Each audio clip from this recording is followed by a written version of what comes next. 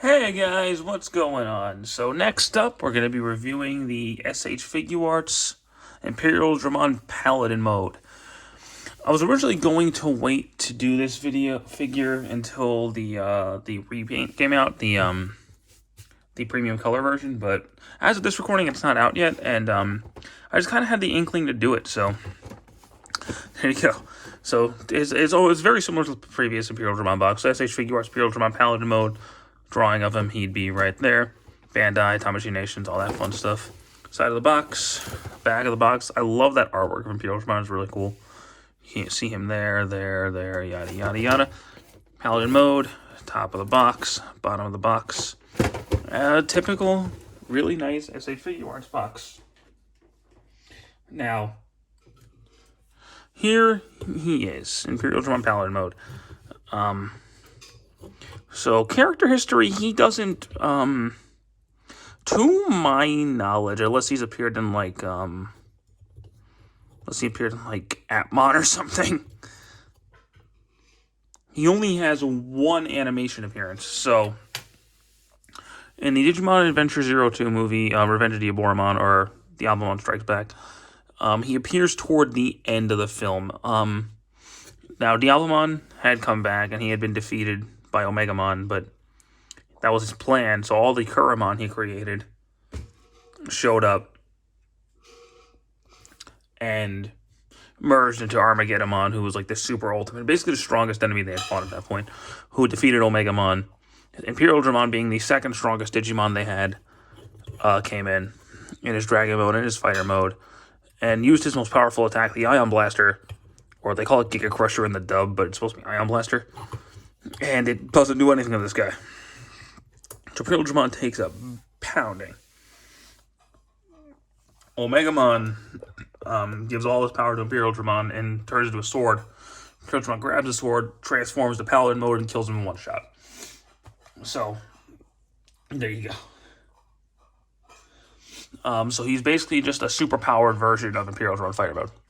That's what he is. And he was, up until the end of Tri, the most powerful Digimon in the Digimon Adventure continuity. And he does look cool. I'll give him that. I do like, I like Imperialdramon Fighter mode's design, so of course I like Paladin mode's design. Something about the white is really cool, the white and the gold, it works really well. The only major difference in his design from Imperialdramon Fighter modes, aside from the color scheme, is he doesn't have the positron laser.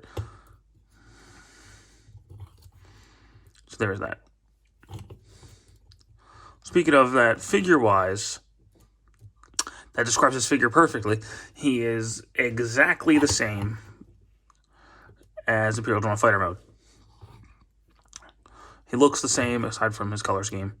Same exact accessories, except for he doesn't come with the Ion Blaster, he doesn't come with the positron laser. So, but the chest still opens. So, you can still do that if you really, really wanted to. But mine was, this was my friend's copy. I bought it off him, but I guess he had posed him a lot and played with him a lot because mine's kind of loose. So, careful with that.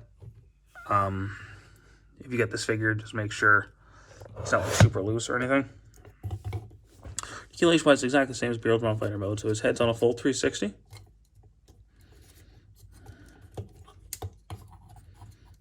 But because of his head design, it might get stuck a little bit. His arms, full 360. But because of his shoulder pads, it's hard to do. The shoulders do come out like this for some reason. Do that. He's got a single elbow joint, wrist articulation. He's got a little bit of an ab crunch, ab twist. It's really tight. His wings can splay out like that, which makes him a little back heavy. Admittedly, I'm hoping the premium color edition fixes that. But they can go in and out. They can turn. Legs can go forward and back. Yeah, mine has really loose hips for some reason.